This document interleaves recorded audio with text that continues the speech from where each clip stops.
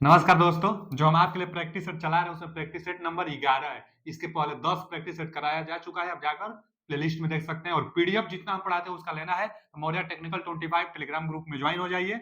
नीचे description link में link भी लगा हुआ है। प्रैक्टिस सेट नंबर 11 है। यह जो प्रैक्टिस सेट लिया गया है ना, इसमें न्यूमेरिकल क्वेश्चन भी लिया गया है। न्यूमेरिकल प्लस पीवाई की जो प्रीवियस ईयर के क्वेश्चन है दोनों लिया गया है। चलिए क्वेश्चन की तरफ चलते हैं। क्वेश्चन काफी इंपोर्टेंट क्वेश्चन है। आगे आपके लिए लगभग 3 दिसंबर के आसपास हम कंप्यूटर के क्लासेस भी आपके लिए लेकर आएंगे, जो कि बहुत यूजफुल होगा। कंप्यूटर 15 नंबर का आ रहा है बाबू, तो कंप्यूटर जरूरी है ना पढ़ना। कंप्यूटर भी हम पढ़ाएंगे। रीजनिंग के क्लासेस करा ही जा चुका है। हिंदी भी देखेंगे, अगर कोई टीचर मिल जाते हैं हिंदी के लिए तो हिंदी का भी हम क्लासेस आपको लगवा देंगे। चलिए क्वेश्चन की तरफ चलते हैं। क्या है कि 1 मीटर की एक रेखा को स्केल पर 1 सेमी द्वारा दिखाया गया है, तो इसकी रिप्रेजेंट रिप्रेजेंटेटिव फैक्टर मतलब आरएफ कितना होगा। देखिए ना, आरएफ फैक्टर एक होता है ना, रिप्रेजेंटेटिव फैक्टर को आरएफ फैक्टर कहते हैं, ड्राइंग में आता है। जो आरएफ फैक्टर होता है, ये आरएफ फैक्टर एक मानकीकरण होता है, एक मानक होता है आरएफ फैक्टर। इसका कोई मात्रक नहीं। क्वेश्चन एक बार पूछा था कि आरएफ फैक्टर का मात्रक क्या होता है, तो नो यूनिट, कोई मात्रक नहीं होता है, मात्रक लेस होता है। अच्छा, आरएफ फैक्टर बराबर होता क्या है बच्चा? तो जो आरएफ फैक्टर होता है, जितना आप माने हैं, जैसे माना जाता है कि 1 मीटर में 5 सेमी, 1 मीटर में 10 सेमी, 1 मीटर में 1 सेमी, चाहे 1 सेमी में इतना एमएम, 1 सेमी में इतना एमएम। क्या होता है, ड्राइंग बनाई जाती है ना, तो रीडिंग देता है 150 एमएम, 200 एमएम, 1000 एमएम, बहुत ज्यादा ज्यादा रीडिंग देता है। तो उसको छोटा एक मानक मानकर और ग्राफ पर रिप्रेजेंटेशन की जाती है, तो मानक एक माना जाता है। जैसे इसमें खुद दिया भी है कि 1 मीटर की एक रेखा को स्केल पर 1 सेमी द्वारा दिखाया जाता है। तो 1 मीटर को 1 सेमी, तो जितना आप मानेंगे उसको ऊपर रखेंगे 1 सेमी, और जिसको आप मान रहे हैं 1 मीटर को 1 सेमी के बराबर माना जाता है, तो 1 मीटर को 1 मीटर नीचे रखेंगे। अब दोनों सेम यूनिट में होनी चाहिए। तो ऊपर है 1 सेमी ना बचा, तो नीचे भी जो 1 मीटर है इसको सेमी में बुलाइए तो 100 सेमी, और सेमी सेमी कट जाएगा तो कितना आ जाएगा, 1/100। हम स्टार्टिंग में बता दिए कि आर एफ फैक्टर का कोई मात्रक नहीं होता है। देख लीजिए, सेमी सेमी कट गया। 1/100 इसका कौन सा option, D option is right answer. बस आर एफ फैक्टर निकालने के लिए क्या कहते हैं कि जितना आप माने हैं उसको ऊपर और जिसको आप माने हैं उसको नीचे करिए, सेम यूनिट करिए, वही रिप्रेजेंटेशन फैक्टर होगा, आर एफ फैक्टर होगा। तो D option is right answer. चलिए आगे चलते हैं। अगला क्वेश्चन है कि उस अधिकतम शक्ति को क्या कहा जाता है, उस मैक्सिमम पावर को क्या कहा जाता है जो किसी फॉल्ट के अंतर्गत एक सर्किट ब्रेकर सुरक्षित रूप से बाधित कर सकती है। Rupturing capacity. रप्चरिंग कैपेसिटी विभेदक क्षमता हिंदी में कहते हैं। रप्चरिंग कैपेसिटी देता है, क्या दिया है, देखिए दिया है डी ऑप्शन में rupturing capacity. D option is right answer होगा। रप्चरिंग कैपेसिटी का परिभाषा ही यही होता है कि बिना फॉल्ट सिचुएशन में जो मैक्सिमम करंट सहन कर सकता है सर्किट ब्रेकर, उसी को रप्चरिंग कैपेसिटी कहते हैं। देखिए ना क्या दिया है, उस मैक्सिमम शक्ति को, उस अधिकतम शक्ति को क्या कहा जाता है जो किसी फॉल्ट के अंतर्गत एक सर्किट ब्रेकर सुरक्षित रूप से कार्य कर सके। मान लीजिए, तो सुरक्षित रूप से कार्य करता है जहां तक, उसको रप्चरिंग कैपेसिटी कहते हैं। सर्किट ब्रेकर की यह क्षमता होती है। तो D option is right answer. अगला क्वेश्चन क्या है कि एयर सर्किट ब्रेकर में सर्किट का निर्माण और विच्छेदन किस माध्यम में होता है। तो एयर सर्किट ब्रेकर में एयर होता है, तो इसका कौन सा ऑप्शन, ए ऑप्शन। गैस तो होगा नहीं, वैक्यूम तो होता नहीं, ऑयल होगा नहीं। ऑयल सर्किट ब्रेकर खुद अलग होता है, वैक्यूम सर्किट ब्रेकर खुद एक अलग आता है। तो यहाँ पर एयर सर्किट ब्रेकर में एयर होगा। जो क्वेश्चन लिया गया है, प्रीवियस ईयर का क्वेश्चन लिया गया है, जो इंपोर्टेंट है। आगे आपके लिए मैराथन क्लासेस भी लाई जाएगी, बस एग्जाम डेट आ जाने दीजिए, हम भी आप पर पूर्ण रूप से लग जाएंगे। अभी हम अपना कार्य देखते हैं। और क्या बात है, देखिए वीडियो रात में शूट की जा रही है बस आपके लिए कि आप, हम वीडियो देते रहेंगे तो आप भी जुड़े रहेंगे और आप कंटिन्यू पढ़ते रहेंगे। पढ़ाई छोड़ देंगे लास्ट टाइम में तो उतना बेहतर तैयारी आप नहीं कर पाएंगे। तैयारी आपको करनी है, इसलिए हम भी जुड़े हुए हैं। बाकी जैसे एग्जाम डेट आएगा पूर्ण रूप से हम आप पर जुड़ जाएंगे। 3 दिसंबर से कंप्यूटर की क्लासेस लगभग हम आपके लिए लेकर आ जाएंगे। चलिए जुड़े रहे। आप भी क्वेश्चन ज्यादा से ज्यादा बनाइए, थ्योरी भी पढ़िए, सब कुछ तो चैनल पर करा दिया गया है, बस आप ही के लिए। आप बस कंटिन्यू पढ़ते रहिए, ज्यादा से ज्यादा टाइम पढ़ाई पर दीजिए और क्वेश्चन बनाने पर दीजिए। आप टाइम बहुत ज्यादा क्वेश्चन बनाने पर दीजिए। जैसे क्या है कि XLP, देखिए एक ना केबल होता है, अंडरग्राउंड केबल होता है, और सबसे ज्यादा अच्छा कोई केबल है जो हाई वोल्टेज 66 केवी से 400 केवी तक अंडरग्राउंड केबल के लिए प्रयोग होने वाला कौन सा केबल है, तो क्रॉस लिंक पॉलीएथिलीन का जो कॉपर का जो केबल होता है यही है सबसे अच्छा अंडरग्राउंड केबल है। लिखा भी है कि XLPE इसका full form cross link polyethylene copper cable की, देखिए केबल दे भी दिया, तो ये cross link polyethylene copper cable की 60 सर्किट करंट रेटिंग किसके द्वारा शासित की जाती है। मतलब कोई केबल है तो 60 सर्किट करंट किसके द्वारा आप निर्धारित करेंगे, तो उसके इंसुलेटर से ना भाऊ। जब अंडरग्राउंड केबल है, मान लीजिए अंडरग्राउंड केबल है, 3 अंडरग्राउंड केबल है, तो इस पर क्या होता है, एक लेयर होता है इंसुलेशन का। क्या होता है, एक इंसुलेशन का इसके ऊपर लेयर होता है।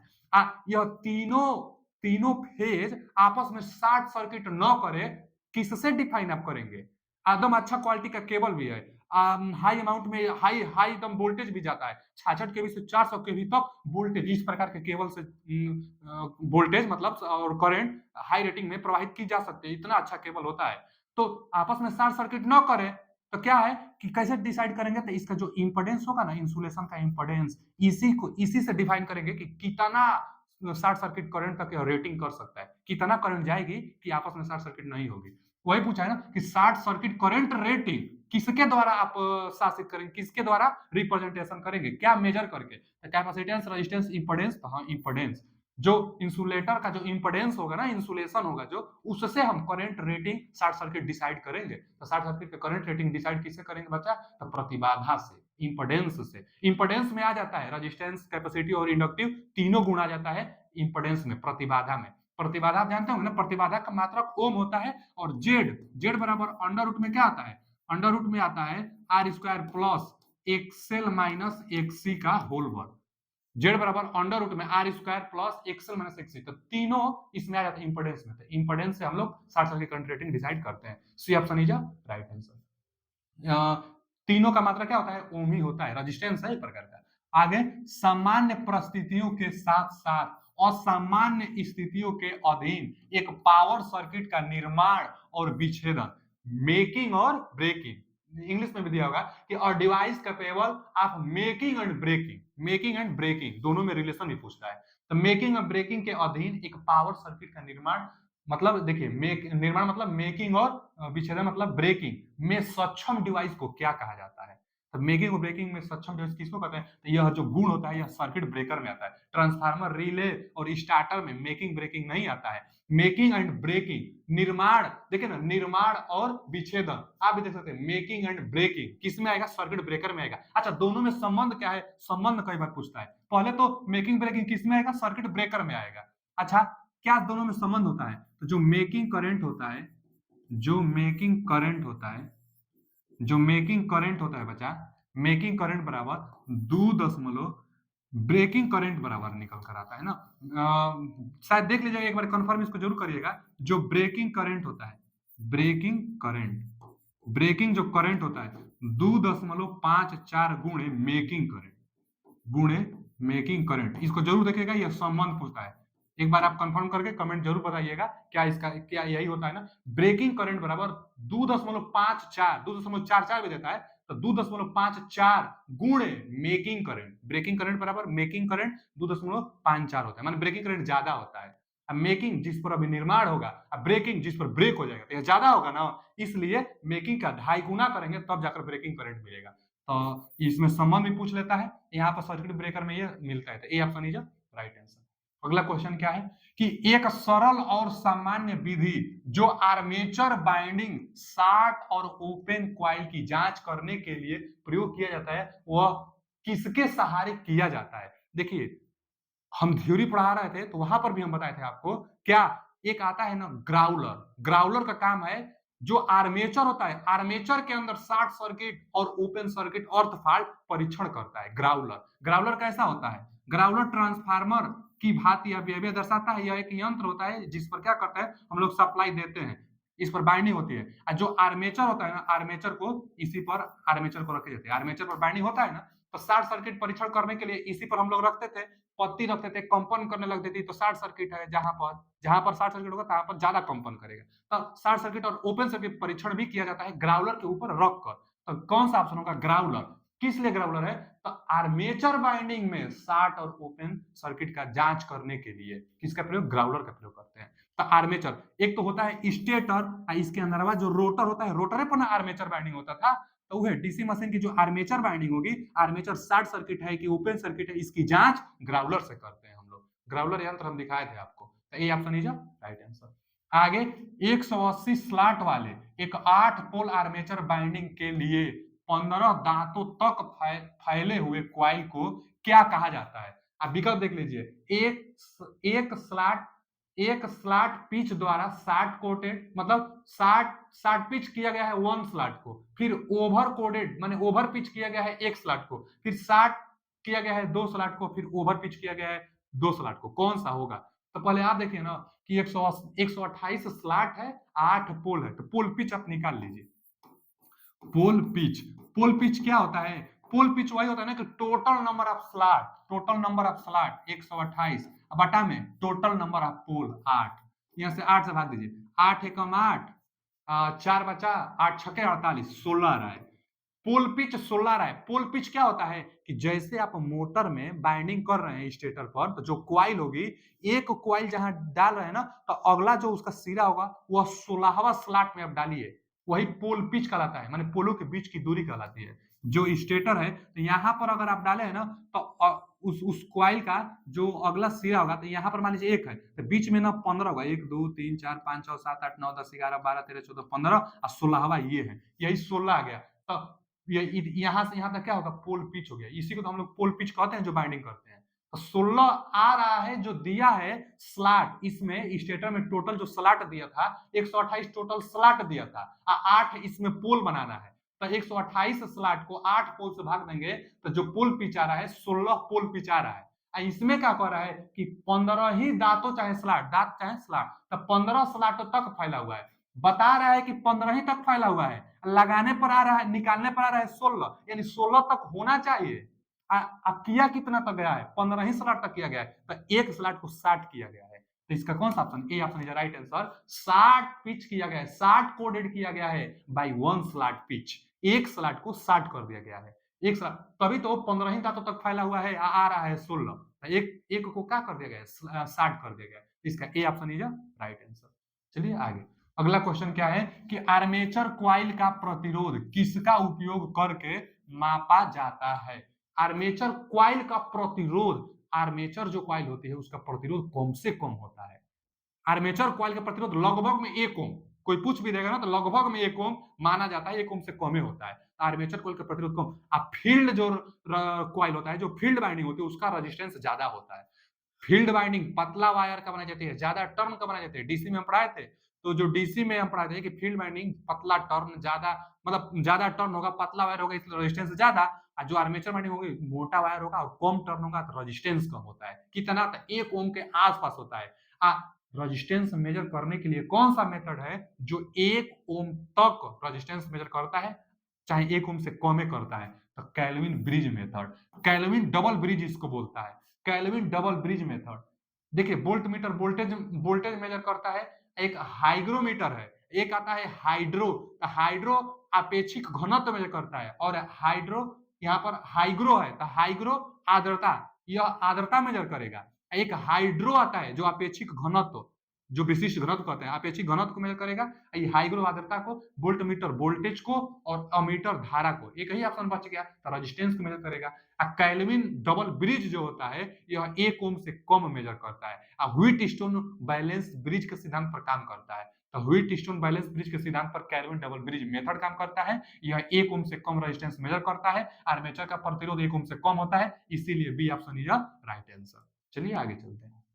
अगला क्वेश्चन है कि एक एसी सर्किट में एमीटर को उस सर्किट तत्व के साथ रखा जाता है जिससे करंट को मापा जाना है। ये बच्चा, करंट को एमीटर से मेजर करते हैं, एमीटर को हमेशा सीरीज में जोड़ते हैं, तो एमीटर हमेशा समांतर में गलत, एमीटर हमेशा सीरीज में, तो यही सही है, B option right answer, ammeter में सीरीज में। अब एक बात और जानिए, एक होता है एमीटर जो सीरीज में कनेक्ट करेंगे, एक होता है वोल्ट मीटर जो पैरेलल में, लोड के साथ पैरेलल में, लोड के साथ सीरीज में एमीटर, और लोड के साथ पैरेलल में वोल्ट मीटर, यह वोल्टेज मेजर करेगा और यह धारा मेजर करता है। जो एमीटर होता है आइडियली, अच्छा धारा मेजर करना है तो हम चाहेंगे कि इसका प्रतिरोध का मान कम से कम हो, तो आइडियल केस में एमीटर का प्रतिरोध कितना होगा है तो एमीटर का जो प्रतिरोध होगा 0।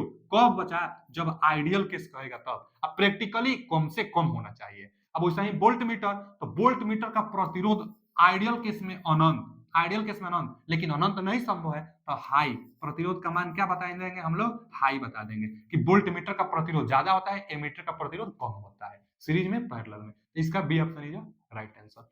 अगला क्वेश्चन क्या है कि यदि 6 पोल इंडक्शन मोटर के स्टेटर की आपूर्ति की आवृत्ति 50 हर्ट्ज है और रोटर की आवृत्ति 2 हर्ट्ज है, तो स्लिप की प्रतिशतता बताइए। स्लिप परसेंटेज में पूछा हुआ है। हम कितना बार इस क्वेश्चन को बताए हैं कि जो इंडक्शन मोटर में रोटर का स्पीड हो, रोटर का जो फ्रीक्वेंसी होता है, रोटर का फ्रीक्वेंसी सप्लाई जो फ्रीक्वेंसी होगी उसका स्लिप गुना होता है।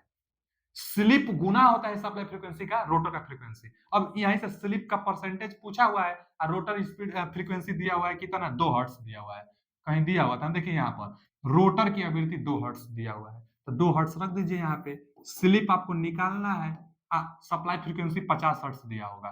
सप्लाई फ्रीक्वेंसी देखिए यहाँ पर आवृत्ति 50 हर्ट्ज है। आप आपूर्ति मतलब सप्लाई की आवृत्ति 50 हर्ट्ज है, तो यहाँ पर रख देंगे 50। अब 50 इसके बटा में जाएंगे, तो एस का मान कितना रहा है? देखिए एस का मान कितना आएगा? एस का मान 2 बटा में 50 हो जाएगा। 2 बटा में 50 कटाइए कितना? अच्छा, परसेंटेज के लिए 100 से गुणा भी कर दीजिए। परसेंटेज में बताना है तो 100 से गुणा भी करिए। तो अब यहाँ से कटा देंगे ना, 2 से 50 को कटाएंगे तो 25। अब 25 चौका 100, चाहे 50 दुना के 100 और 2 दुना के 4, किसी तरह 4 आएगा, तो कौन सा 4% में इसका स्लिप का मान आ जाएगा। परसेंटेज में क्यों? क्योंकि 100 से गुणा के है परसेंटेज के लिए, तो 4% इसका C option is right answer. 4% होगा स्लिप निकालने के लिए, बस ये छोटा सा फॉर्मूला है, जानते रहिएगा। चलिए आगे। अगला क्वेश्चन है कि घूमता हुआ एक 2 kilowatt 230 volt 50 hertz induction motor में 10.7 लैगिंग पावर फैक्टर और 60% की दक्षता है। इफिशिएंसी भी दिया है, पावर फैक्टर भी दिया है, वाटेज भी दिया है, ये भी दिया है। तब धारा पूछ रहा होगा, तो मोटर द्वारा लिया गया करंट कितना होगा? करंट का मान पूछा है। पहले देखिए सिंगल फेज 220 वोल्ट का मतलब सिंगल फेज है, तो पावर के लिए फॉर्मूला क्या होता है? एक्टिव पावर के लिए फॉर्मूला P बराबर VI cos phi। अगर इफिशियंसी है तो इफिशियंसी का भी गुणा किया जाता है, तो यही है पावर के लिए फार्मूला। पावर का फार्मूला यही होता है। सिंगल फेज और 3 फेज रहता है तो कर्ण 3 से गुणा कर देते हैं 3 फेज के लिए। सिंगल फेज के लिए यहाँ पर पावर दिया है ना 2 किलोवाट, तो इसको वाटेज में बदल लीजिए तो 2000 वाट हो जाएगा। आगे भी का मान दिया है 230 वोल्ट, तो 230 वोल्ट रख दीजिए। आई का मान निकालना है, कास फाई दिया है कि 10.7 लैगिंग पावर फैक्टर, तो कास फाई का मान 10.7। इफिशियंसी दिया है 60% यानी 10.6। 60% का मतलब बच्चा क्या होता है? 10.6। 60% का मतलब तो 10.6 ना होगा, तो बस अब क्या करिए ना, यहाँ से आई का मान निकालना है, तो आई बराबर क्या हो जाएगा? आई बराबर होगा, सबको इसके बटन भेज दीजिए। ऊपर है 2000, 2000 है, यहाँ 2000 है ना, इसको बटा में भेजिए इसके, तो 2030। अच्छा, इसके बटा में 10.7 और इसको गुणा कर देते हैं, 7 छक्के 42 और 2 अंक पर दशमलव। 7 छक 42 होगा ना जी, 2 अंक पर दशमलव लगा देंगे। यही यही हुआ है। आई का मान निकालना है, एम्पियर में रीडिंग देगा या वाट में कई लिए है। क्या करें ना कि पहले तो एक जीरो से एक जीरो को कटा लीजिए। अब ऊपर क्या बचा है? दो, तो देखिए ना 2 से ना इसको भी कटाइए। यहाँ से अगर इसको कटाएंगे और इसको, तो 2 से कटा दिए तो यहाँ पर 100 बचा, ऊपर ऊपर 100 बचा है और नीचे क्या बचेगा? अगर ऊपर 100 बचा है, ऊपर 2 से कटा है तो ऊपर 100 बचा है, यहाँ पर क्या बचा है? 23। यहाँ पर क्या बचा है? 2 से अगर कटाएंगे तो 2 दूनी के 4, 2 कम 2, 21 आएगा ना। अब क्या किया जाए ना, कैलकुलेशन करना है हमको। 23.21 में गुणा करिए, 100 से भाग दीजिए। कैलकुलेशन जल्दी सा करने के लिए इसको 20 का ना करीब है, इसको भी 20 मान लीजिए, इसको भी 20 मान लीजिए, करीब है ना 20 के, इसलिए तो लगाइए। हम देखते हैं जितना आएगा। कम हम क्या करें, कम मान रहे हैं ना इसको, हम 20 मान रहे हैं, 20 मान रहे हैं, तो थोड़ा सा क्या कर देंगे, अब आगे आएगा तो हम उसके आसपास आंसर मिला लेंगे, तो इसको भी 20 कर दे रहे हैं। ऊपर 100 है, 23 को हम 20 लिख ले रहे हैं बच्चा, 21 को भी हम 20 लिख ले रहे हैं। हाँ, 0.21 है ना, तो क्या करें, किया जाए कि 2 जीरो ऊपर बढ़ा दिया जाए, 2 जीरो ऊपर बढ़ा दिया जाए, अब दशमलव हट जाएगा, क्योंकि 2 अंक पर है तो 2 जीरो ऊपर बढ़ जाएगा, नीचे से दशमलव हट जाएगा, चाहे 100 से ऊपर नीचे गुणा कर दीजिए। यहाँ 21, तो इसको भी हम 20 लिख ले रहे हैं। अब देखिए, यह 2 जीरो से यह 2 जीरो कट जाएगा, 2 दूना के 4, 25 चौका 100 यानी 25 बार। 2 दूना के 4, 25 चौका 100। अब सुनिए, इसको हम कम माने हैं, यह ज्यादा था तो और कम देगा, यानी 25 से थोड़ा कम ही जवाब आएगा। क्यों? क्योंकि हम यहाँ कम है ना मान लिए थे, 20 मान लिए थे, यहाँ 23 था, तो जो बाटा में जितने ज्यादा रहता है उतने जवाब कम आता है, तो यह ज्यादा ना था तो थोड़ा सा कम आएगा, 25 से थोड़ा सा कम, यह तो होगा नहीं, 25 से थोड़ा सा कम, 25 से थोड़ा सा कम, एक ही option D option is right answer. तो आप कैलकुलेशन करने के लिए उसके आसपास जो भी मान हो तुरंत भर लीजिए, कटा दीजिए, आसपास उसका जवाब आप लगा दीजिएगा। 25 आ रहा है, उससे थोड़ा सा कम आएगा क्योंकि यहाँ पर 23 था, तो D option 20.4 ampere is right answer. चलिए आगे चलते हैं। न्यूमेरिकल भी बहुत जरूरी है आपके लिए, न्यूमेरिकल इसलिए इसमें हम लिए हैं ज्यादा। देखिए क्या क्वेश्चन है कि एक 6 पोल 3 phase star connected induction motor 600 volt 50 hertz पर चलता है, इसमें प्रति फेज 10.4 ओम का रोटर प्रतिरोध है और प्रति फेज 10.5 ओम का स्टैंड स्टील प्रतिघात है। तो मोटर की वह गति क्या है जिस पर टार्क अधिकतम होता है, टार्क अधिकतम होता है वही पूछा है।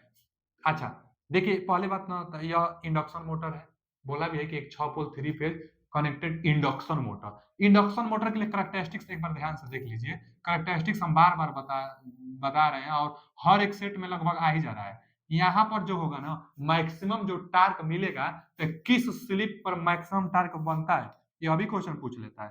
तो देखिए ना, जो यहाँ पर स्लिप होता है ना, स्लिप जो होता है यह स्लिप R2 बटा में X2, R2 बटा में X2 चाहे जितना आए यह मैक्सिमम टार्क पर आता है। माने पूछता है कई बार कि मैक्सिमम टार्क के लिए स्लिप क्या होता है, तो R2 बटा X2 करने से जितना मान देता है वही स्लिप होता है मैक्सिमम टार्क के लिए।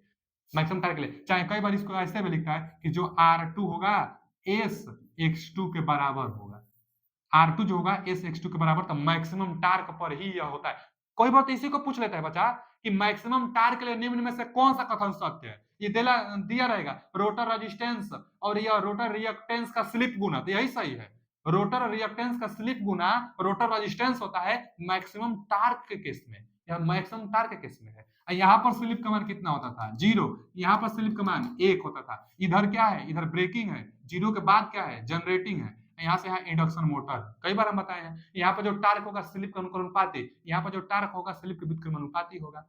यही पूछा है, मैक्सिमम टार्क है ना, देखिए यहाँ क्या पूछा है, जिस पर अधिकतम टार्क होता हो, माने मैक्सिमम टार्क जहां होता हो वहां पर रोटर का स्पीड बताइए, मोटर का स्पीड, मोटर की वह गति क्या है जिस पर टार्क अधिकतम होता है। तो मैक्सिमम टार्क पर गति पूछ रहा है, और वो भी मोटर की गति माने रोटर का स्पीड। एक ही फॉर्मूला चिल्ला चिल्ला कर कई बार हम बता चुके हैं कि रोटर का स्पीड अगर चाहिए तो ns बराबर 1 - s, यही एक फॉर्मूला है, आप जान लीजिए।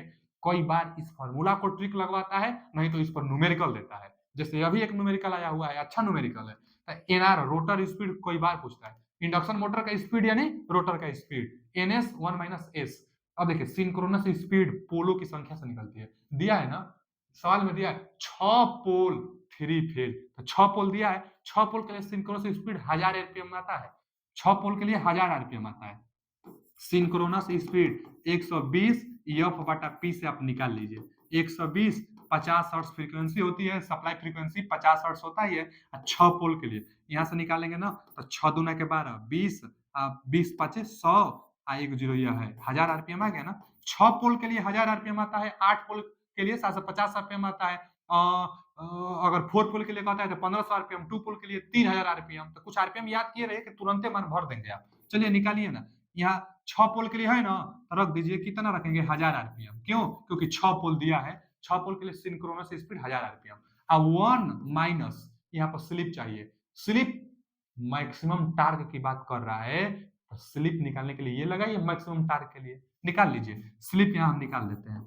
स्लिप R2 इसमें दिया था, देखिए ना पढ़िए 0.04 ओम का रोटर प्रतिरोध दिया है, रख दीजिए 0.04 का 0.04 रोटर प्रतिरोध रख दिए। आगे कितना दिया है कि प्रति फेज 0.5 ओम का स्टैंड स्टील प्रतिघात, तो प्रतिघात है ना चाहिए, प्रतिघात कितना दिया है 0.5 दिया है, सवाल में दिया है बच्चा। मैक्सिमम टार्क के लिए स्लिप के लिए R2 बटा X2, यहाँ पर दिया है ना R2 का मान और X का भी मान दिया है, बस लगाइए है ना। एगो 10 पहले S बराबर क्या करेंगे, एगो दशमलव है तो हटाइए, तो यहाँ पर एगो दशमलव कम हो जाएगा, एगो दशमलव यहाँ पर क्या होगा, माने उधर जाएगा, यानी 0.4 ऊपर हो जाएगा और नीचे 5, नीचे 5 क्या करें ना कि दशमलव के बाद तो आप जीरो बढ़ा ही सकते हैं, दशमलव के बाद आप जीरो बढ़ा सकते हैं, कोई दिक्कत नहीं होता है। यहाँ से 5 घटाइए, 5 आठ 40, 5 आठ 40, 8 बार में दो अंक पर दशमलव है ना, तो एगो जीरो बढ़ाकर यहाँ दशमलव लगाइए, यानी 0.08।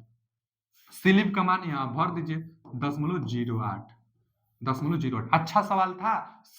मैक्सिमम टार के लिए स्लिप निकालने के लिए R2 बटा में X2, R2 को मान दिया था, X2 को मान दिया था, हम हल किए हैं 0.08 आया है और कुछ नहीं किए, 0.08 यहाँ पर रख दिए। देखिए 1000 आरपीएम में गुणा करेंगे किससे, पहले घटाइए, एक में से 0.08 घटाएंगे तो कितना आएगा, 0.92 आएगा। एक में से 0.08 घटाएंगे तो 0.92 निकाल भी देगा, हम यहाँ निकाल लेते हैं। 1.00 लिख सकते हैं, 0.08 घटाना है तो 10 में से कुछ नहीं है तो हासिल लेगा इसे, तो 10 में से 8 जाएगा 2, यहाँ 9 बचा था क्योंकि यह हासिल इसको देगा, 10 में से इसको दिया है तो यहाँ 10 में से 8 2, यहाँ 1 दे दिया तो 9, 9 में से 0 जाएगा तो 9, यहाँ दशमलव का दशमलव, यह तो 2 उसको दे देते 0, यानी 0.92। तो वही ना बता रहे हैं, एक में से अगर 0.08 घटाएंगे तो 0.92 आता है, 0.92 आता है। अब 1000 से गुणा करेंगे ना तो 2 अंक का दशमलव, तो 2 जीरो हट जाएगा, 1 जीरो बचेगा, यानी 920 आरपीएम, 920 आरपीएम आएगा, रोटर स्पीड 920 आरपीएम। यही फॉर्मूला है स्लिप मैक्सिमम के लिए, यहां से निकाल कर रख दिए हैं। इतना टाइम क्यों लग रहा है, क्योंकि आपको हमको समझाना है, एक ही बार में आप समझ जाए बेहतर, इसलिए टाइम, नहीं तो इसको लगाने में मुश्किल से 40 सेकंड 50 सेकंड 1 मिनट से कम का क्वेश्चन है, आप बना लेंगे, बस पकड़ लेंगे तब। तो इसका कौन सा option, C option, 920 RPM is right answer. चलिए आगे चलते हैं, बहुत कुछ हम सिखा दे रहे हैं एक क्वेश्चन में, क्योंकि कुछ भी आ सकता है ना, जरूरी नहीं है कि जो हम बता रहे हैं यही आएगा, इसी के आधार पर दूसरा क्वेश्चन आ सकता है, क्योंकि जो कॉन्सेप्ट सिखा रहे हैं, कॉन्सेप्ट बहुत इंपॉर्टेंट होता है, तो कॉन्सेप्ट आपको भी समझना होगा, और क्या हम समझाना चाह रहे हैं कॉन्सेप्ट उसको पकड़ना है। भूल जा रहा है तो आप नोट कीजिए, भूलता हर कोई है, एक ही है उपाय, बार बार रिविजन और नोट डाउन करते रहिएगा। चलिए क्या है क्वेश्चन, एक single phase motor 120 volt 50 hertz line से 5 एम्पियर का करंट खींचता है। कोई मोटर है 5 एम्पियर करंट खींचता है, सिंगल फेज का है, 120 वोल्ट और 50 हर्ट्ज है। आगे मोटर का पावर फैक्टर भी दिया है 10.65, मोटर द्वारा अवशोषित की जाने वाली सक्रिय शक्ति कितनी होगी, सक्रिय मतलब एक्टिव पावर कितना होगा, इंग्लिश में भी पढ़ सकते हैं, एक्टिव पावर पूछा हुआ है। तो एक्टिव पावर के लिए फॉर्मूला अभी तो लिखे हैं, P बराबर वी आई कास फाई, अगर इफिशियंसी है तो इफिशियंसी का भी गुणा कर दीजिए, पावर के लिए, एक्टिव पावर के लिए। थ्री फेज होता है तो कौड़ी 3 से भी गुणा कर दी जाती है। अब पावर पूछा है, सक्रिय पावर मतलब एक्टिव पावर पूछा है, तो एक्टिव पावर निकालिए। भी का मान दिया था ना, देखिए 120 वोल्ट दिया है तो 120 रख दीजिए, करंट भी दिया है कि 5 एम्पियर का करंट मोटर लेता है, तो 5 एम्पियर करंट भी रख दीजिए। पावर फैक्टर दिया है इसमें, पावर फैक्टर नहीं दिया रहेगा तो नहीं रखेंगे, दिया है पावर फैक्टर 65%, तो पावर फैक्टर 65 का मतलब ना कि 0.65, इफिशियंसी दिया है नहीं तो नहीं रखेंगे इफिशियंसी, जो दिया है बस वो रख दीजिए। अब लगाइए, क्या करेंगे बच्चा कि यहां से ना देखिए, पहले तो 12 पाचे 60 करिए, 12 पाचे 60 करिए, एक जीरो है तो जीरो लिखिए, यहाँ क्या है 0.65 है, यहाँ 0.65 है तो 0.65 लिखे रहिए। अब क्या करिए कि यह दो जीरो, यह दशमलव को हटा देगा, दो अंक पर दशमलव है तो यह दो जीरो दशमलव को हटा देगा, बस 6 से 65 में गुणा कर लीजिए, वही जवाब हो जाएगा। 6 से गुणा करिए तो 6 से करेंगे उसमें तो क्या होगा, 6 पाँच 30, 6 से करेंगे ना, दशमलव हटा दीजिए क्योंकि यह दो जीरो है ना, दशमलव हटा देगा, 6 से करिए, 6 पाँच 30, हाथ में लगा 3, 6 के 36 3 39, 390 वाट आ रहा है, पावर है ना, पावर का मात्रा को watt, 390 watt, B option is right answer. P बराबर V I cos phi, efficiency देगा तो इफिशियंसी, नहीं देगा तो नहीं रखेंगे, यहाँ पर 390 वाट आ रहा है, B option is right answer. Power पूछा था, एक्टिव पावर पूछा था। अगला क्वेश्चन है, किसी सिंक्रोनस यानी तुल्यकालिक जनरेटर का वोल्टेज रेगुलेशन ऋणात्मक हो सकता है। ये बच्चा, जो वोल्टेज रेगुलेशन होता है ना, वोल्टेज रेगुलेशन जीरो भी हो सकता है, निगेटिव में भी हो सकता है और पॉजिटिव में भी हो सकता है, सिर्फ और सिर्फ लीडिंग पावर फैक्टर के केस में। लीडिंग पावर फैक्टर के केस में क्या दिया है कि वोल्टेज ऋणात्मक दिया है ना, तो ऋणात्मक सिर्फ लीडिंग पावर फैक्टर पर होता है, तो लोड पावर जो फैक्टर है इज लीडिंग, तो यही सही है, लीडिंग। आगे देखिए ना, लीडिंग नहीं दिया, यूनिटी दिया है, लैगिंग दिया है, लाइटली लोड दिया है, ये तीनों गलत है। लाइटली लोड पर भी नहीं होता है, लैगिंग पर भी नहीं होता है, यूनिटी पर भी नहीं होता है, लीडिंग जो होता है लीडिंग पर निगेटिव होता है। यही एक है, लीडिंग में निगेटिव हो सकता है, बाकी कहीं नहीं। जो जो लैगिंग होता है ना, लैगिंग में ओनली पॉजिटिव वोल्टेज रेगुलेशन होता है। Only positive voltage regulation lagging में होता है। हाँ, लीडिंग में तीनों हो सकता है, जीरो भी इसमें नहीं होगा, जीरो इसी में होगा। पूछ देगा कि जीरो वोल्टेज रेगुलेशन किस पावर फैक्टर पर हो सकता है, लीडिंग पावर फैक्टर पर जीरो वोल्टेज रेगुलेशन हो सकता है। इसका फार्मूला भी हम बताए थे, नॉर्मली वाला फार्मूला जान लीजिए। वोल्टेज रेगुलेशन के लिए फार्मूला नो लोड पर वोल्टेज माइनस फुल लोड पर वोल्टेज बटा में फुल लोड पर वोल्टेज। परसेंटेज के लिए 100 से आप गुणा भी कर सकते हैं। तो यहां भी दे देता है, नो लोड पर वोल्टेज देगा, लोड पर वोल्टेज देगा, अब वोल्टेज रेगुलेशन आपसे पूछेगा तो यहां से भी वोल्टेज रेगुलेशन आप निकाल सकते हैं। तो यहाँ पर निगेटिव बस इसमें हो सकता है, D option is right answer. तीनों हो सकता है लीडिंग वाला में, और लैगिंग में सिर्फ सिर्फ पॉजिटिव। अगला क्वेश्चन है कि दो प्रत्यावर्तक, दो अल्टरनेटर समांतर संचालन के लिए कौन सा आवश्यक शर्त है। माने पैरेलल ऑपरेशन के लिए alternator parallel operation generation station जो होता है वहां पर किया जाता है, और पैरेलल ऑपरेशन करने के लिए हम बताए थे कि वोल्टेज बराबर होनी चाहिए, फ्रीक्वेंसी बराबर होनी चाहिए और पोलैरिटी बराबर होनी चाहिए। यहाँ क्या दिया है, दोनों अल्टरनेटर बराबर आउटपुट करंट की सप्लाई देनी चाहिए, ये क्यों जरूरी नहीं है। आगे, दोनों अल्टरनेटर के प्रत्येक फेज में वोल्टेज बस बार के सिंगल फेज के वोल्टेज से दोगुना, यह भी गलत है। आगे, आवृत्ति बस बार, यहां से दोनों अल्टरनेटरों की आवृत्ति बस बार आवृत्ति के समान ही होनी चाहिए, ये तो सही है, आवृत्ति बराबर ही होनी चाहिए। आगे, दोनों अल्टरनेटर की समांतर समान रेटिंग होनी चाहिए, तो कोई जरूरी नहीं है कि समान रेटिंग ही हो, समान रेटिंग रहेगा तो भी ठीक, डिफरेंट रेटिंग रहेगा तो भी ठीक, लेकिन दोनों की फ्रीक्वेंसी बराबर होनी चाहिए, और वोल्टेज भी और पोलैरिटी भी। तो वोल्टेज पोलैरिटी नहीं दिया था, फ्रीक्वेंसी दिया था, तो उसी को हम लगाए हैं, C option is right answer, frequency समान ही होनी चाहिए। चलिए आगे चलते हैं। अगला है कि एक थ्री फेज 400 वोल्ट, 400 वोल्ट यानी थ्री फेज का है, थ्री फेज लिखा भी है, three phase 400 volt 50 hertz four pole synchronous motor में 14 अंश इलेक्ट्रिकल लोड के समकक्ष मैकेनिकल डिग्री कितनी होती है। छोटा सा है लेकिन बहुत इंपॉर्टेंट है। यह देखिए, पहले तो बचाना एकदम एकदम समझ लिए, ट्रिपल स्टार हम दे रहे हैं इसको, किसको, यह फॉर्मूला एक आता है, थीटा ई बराबर माने इलेक्ट्रिकल डिग्री बराबर पी बटा में टू, पी क्या है, पोलो की संख्या को पी कहते हैं, तो पी बटा में टू गुण मैकेनिकल डिग्री। बहुत ज्यादा इंपॉर्टेंट यह फॉर्मूला है। इस फॉर्मूला को ना हम देखे थे, कोई सेट था उसमें यह ट्रिक लगवाया था केवल फॉर्मूला को। तो इलेक्ट्रिकल जो डिग्री होगी पी बटा में टू गुणे थीटा, या मैकेनिकल डिग्री पी बटा में टू बराबर जो होगा यह इलेक्ट्रिकल डिग्री के बराबर होगा। इसी से क्वेश्चन है, बस मान भर दीजिए। क्या पूछा है इसमें, मैकेनिकल डिग्री कितनी होगी, थीटा एम पूछा है, तब इलेक्ट्रिकल डिग्री दिया होगा, दिया है 14 अंश इलेक्ट्रिकल लोड, माने इलेक्ट्रिकल डिग्री है ना, 14 अंश का मतलब इलेक्ट्रिकल डिग्री है, तो रख दीजिए यहाँ पर 14 रख दीजिए, यहाँ पर रखेंगे आप 14। आगे पोलो की संख्या दिया हुआ है, कितना पोल है, 4 पोल सिंक्रोनस मोटर में, तब पोलो की संख्या दिया हुआ है ना, पोल भी रख दीजिए आप, 4 पोल दिया है, खुद सवाल में दिया है बच्चा, यहाँ पर दिया था 4 पोल, तो रख दीजिए 4, अब बटा में 2 है, आप पूछा है थीटा एम, तो आपसे पूछा है मैकेनिकल डिग्री आपसे पूछा है।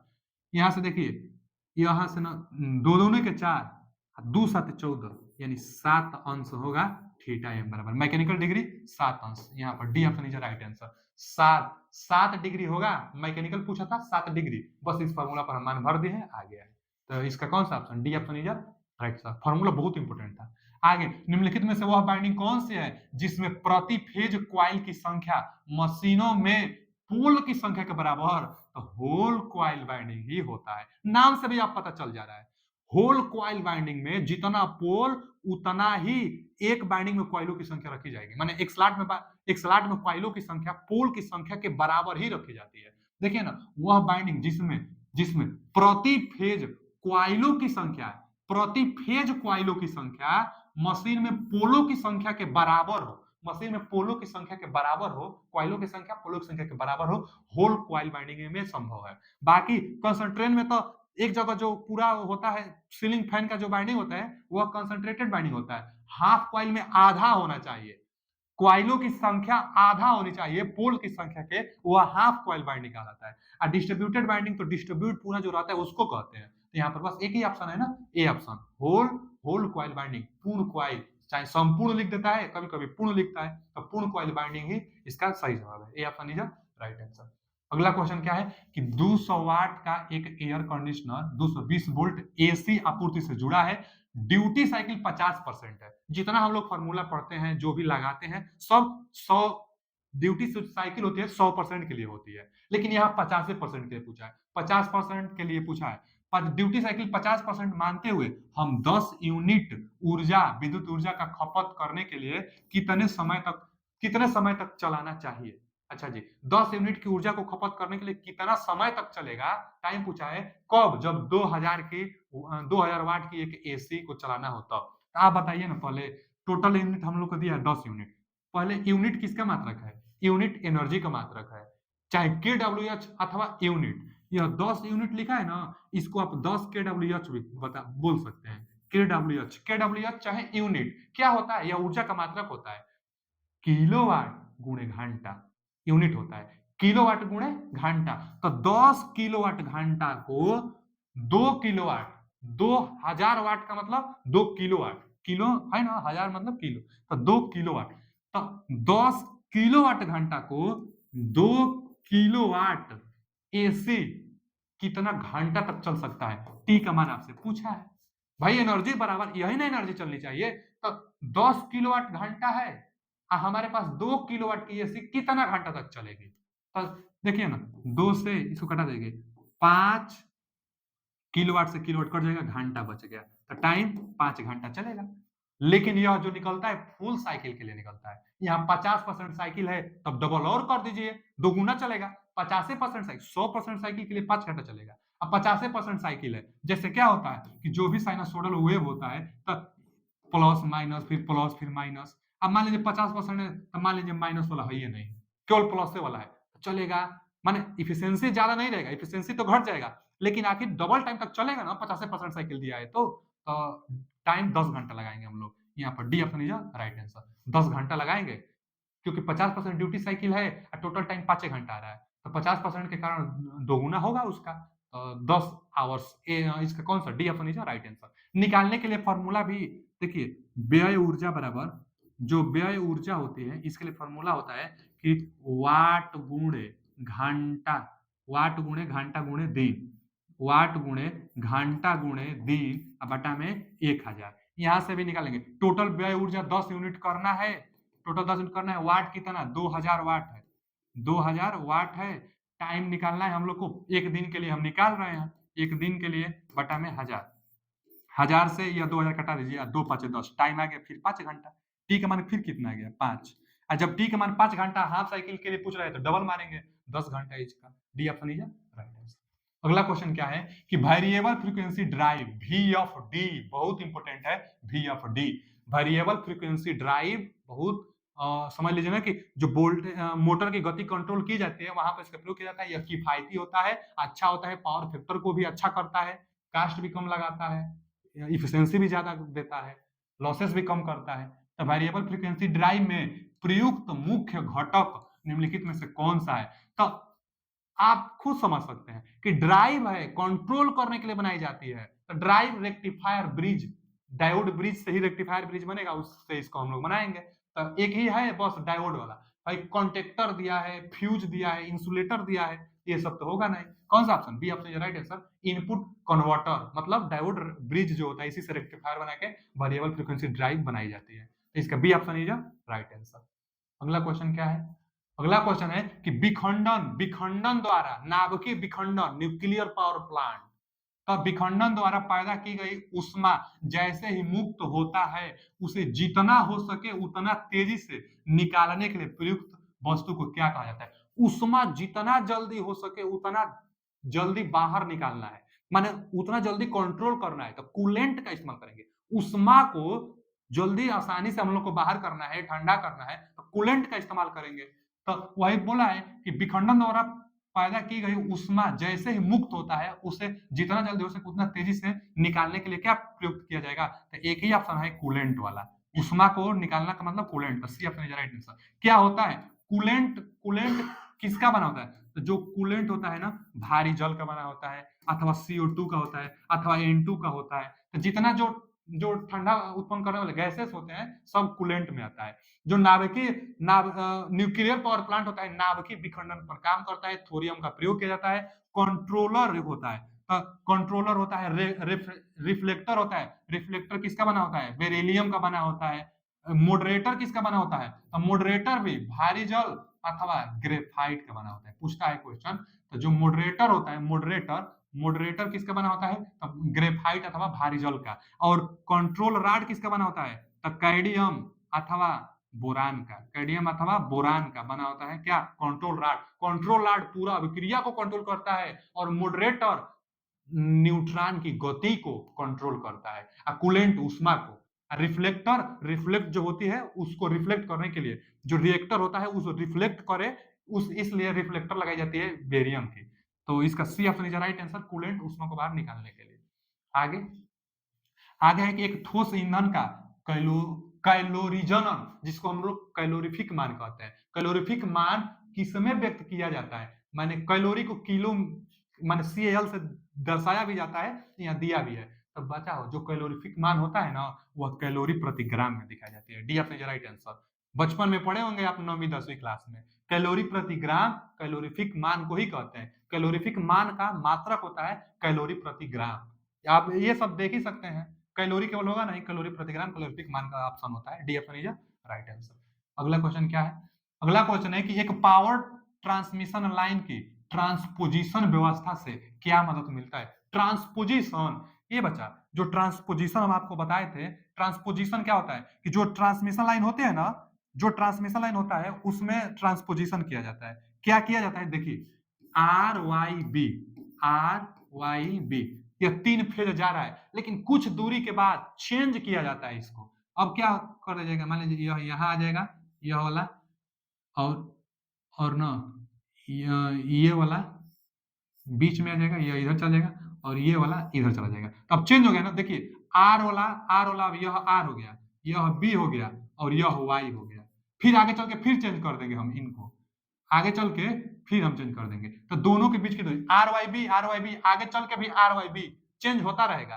तो इसी को ट्रांसपोजिशन कहते हैं। तीनों फेजवा आपस में बदलता रहता है, ट्रांसपोजिशन। यहाँ पर ना, यहाँ पर और यहाँ पर ट्रांसपोजिशन किया जा रहा है, तो ट्रांसपोजिशन हो रहा है। क्यों किया जाता है, क्योंकि आर वाई देखिए ना, इनके बीच में दूरी अलग अलग होती रहे, आर वाई के बीच की दूरी, वाई बी के बीच की दूरी, और आर बी के बीच की दूरी अब यहाँ पर चेंज हो जाएगी। यहाँ पर आर बी, यहाँ पर आर वाई, और उसके बाद यहाँ पर बी वाई तक बीच की दूरी चेंज होती रहे। बीच की दूरी चेंज होने से जो रिएक्टेंस होगा वह एक समान बना रहेगा। कंडक्टरों के बीच में रिएक्टेंस एक समान बना रहेगा तो लॉसेस कम होगा, वोल्टेज ड्रॉप कम होगा, और इनमें बैलेंस बना रहेगा। वोल्टेज का जो बैलेंस होगा, वोल्टेज का बैलेंस बना रहेगा, इसलिए एक्सचेंज किया जाता है। और रेडियो इंटरफेरेंस भी इससे कम होता है ट्रांसपोजिशन करने से।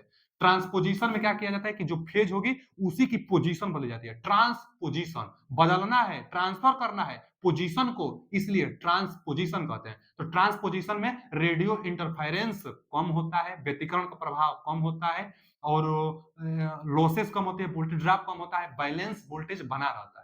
तो वही पूछा है कि ट्रांसपोजिशन व्यवस्था से क्या मदद मिलता है। तो पहला ऑप्शन देखिए, ट्रांसमिशन लाइन में कोरोना इससे नहीं निर्भर करता है। आगे ट्रांसमिशन लाइन में स्किन इफेक्ट, इससे स्किन इफेक्ट भी नहीं निर्भर करता है।